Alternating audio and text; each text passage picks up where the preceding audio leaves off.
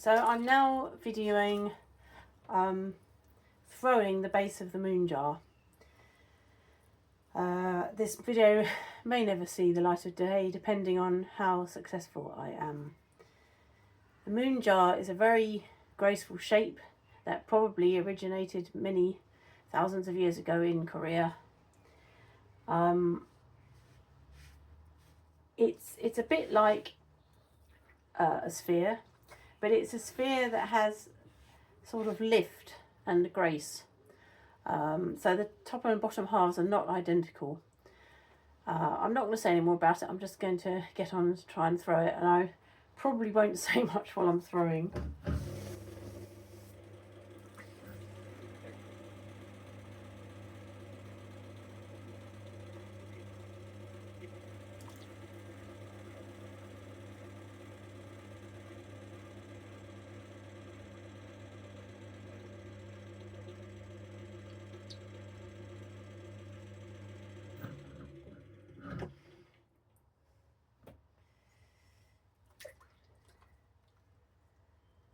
What I'm doing there is what's called breaking in, which just means making a hollow in the clay, and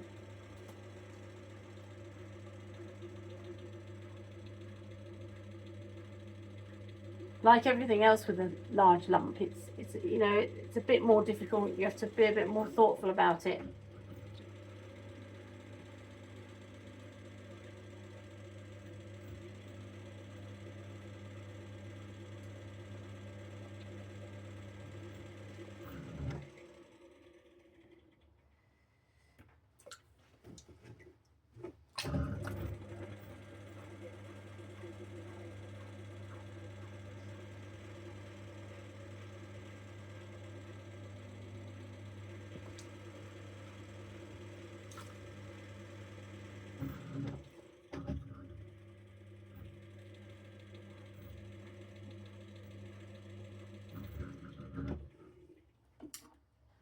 Use the pin tool to check the depth of the floor that I've got down to. That's how thick it is on the bottom. That's good for a foot ring. I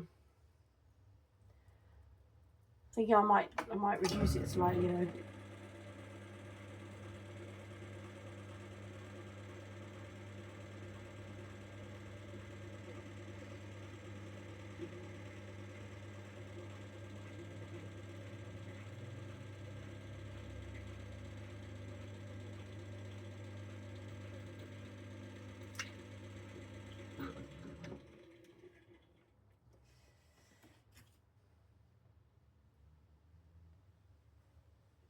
That's the depth now.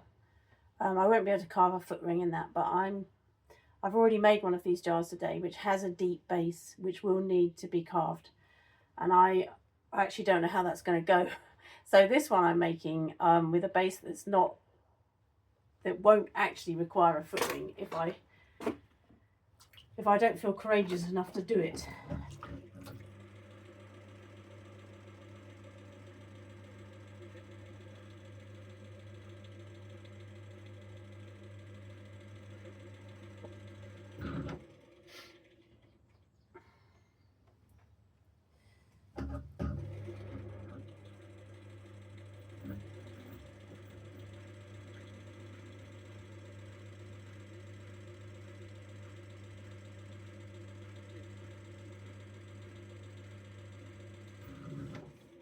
What I was doing then is compressing the clay at the base of the pot to strengthen the base, because the base mustn't be neglected. You have to pay attention to that as well. You're making the base as well as the rest of the pot. Just going to check the depth again. Yeah, that's good. This is just a piece of foam packaging, and it works really well for spreading the pressure of your fingers in an even manner along the base.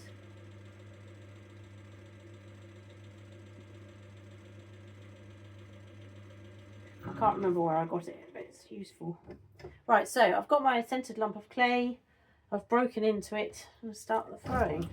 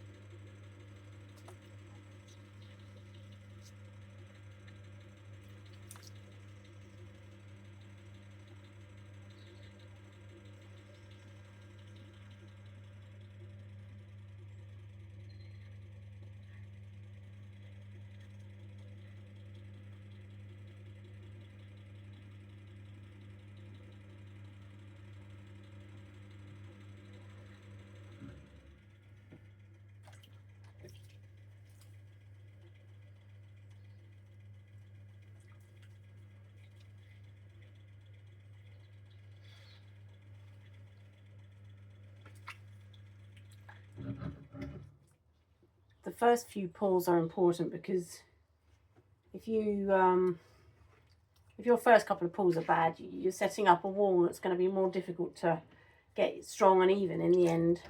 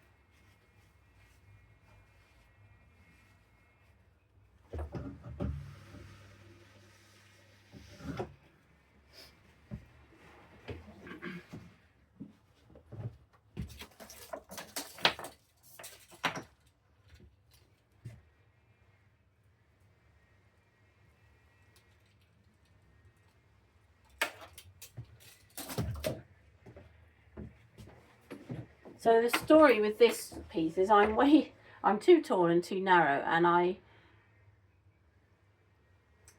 may be able to save it, or I may not, because the more I stretch this rim out, the thinner it gets, and that's not good when you're making a moon jar which is being put together in 2 parts. But I will see what I can do.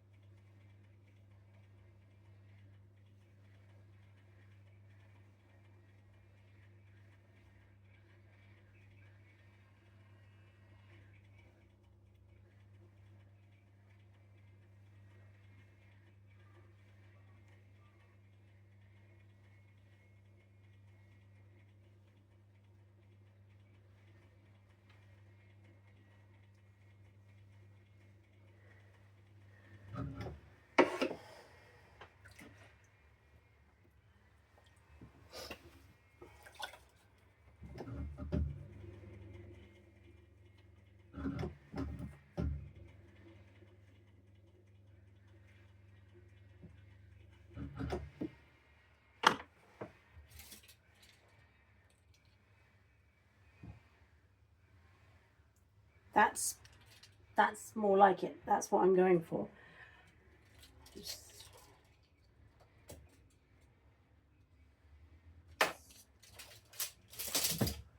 That's actually ended up not too bad.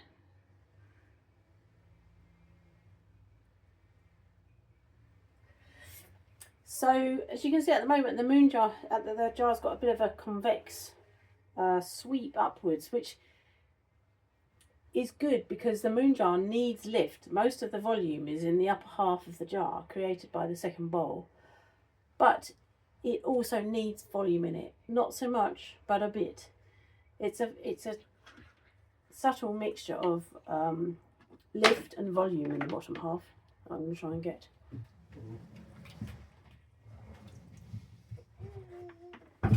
I'm videoing, so feel free to watch, but don't speak unless you want to be heard.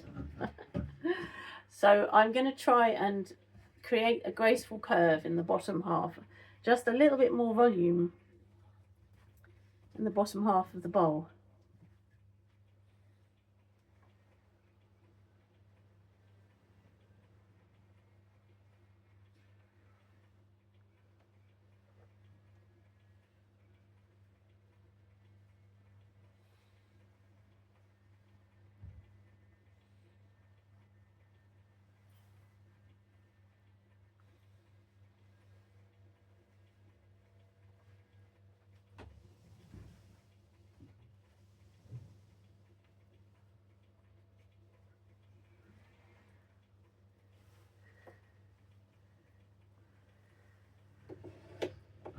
So you can see how I've rounded out the curve of that bowl. It's not bad. I'm just going to do a little bit of last bit fiddling and then stop.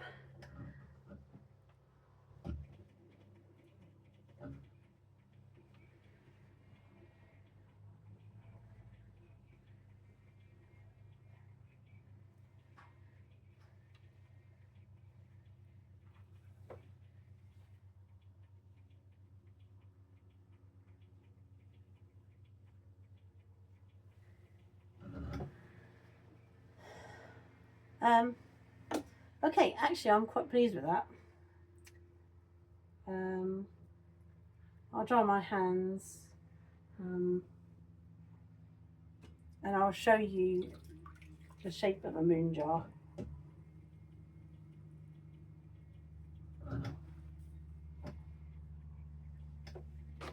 So I'll take some of this excess clay off at the bottom.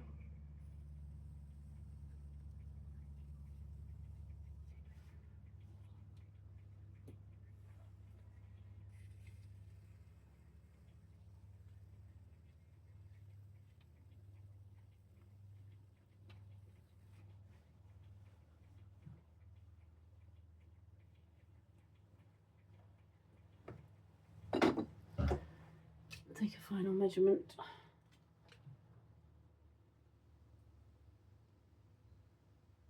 $28.5.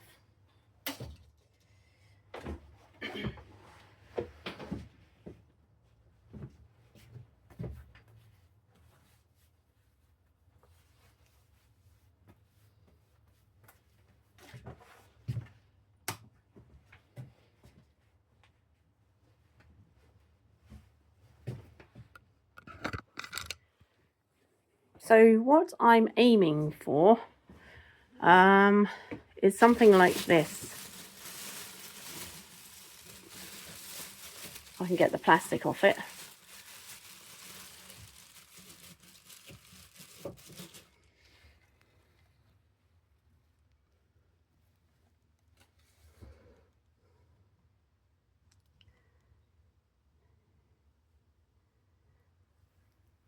I hope you can see that. That's what I made 2 years ago, which is still waiting to be glazed, because I don't want to spoil it, so I've got to do some glaze experiments first. These are 2 pots that I made this morning to be moon jars.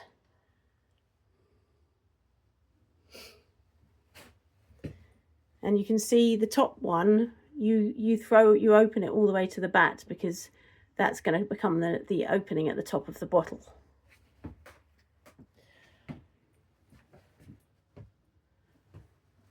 You might be able to see that this bowl has got that sort of lift on the curve, whereas this one's more rounded. Anyway, we'll see how they come out.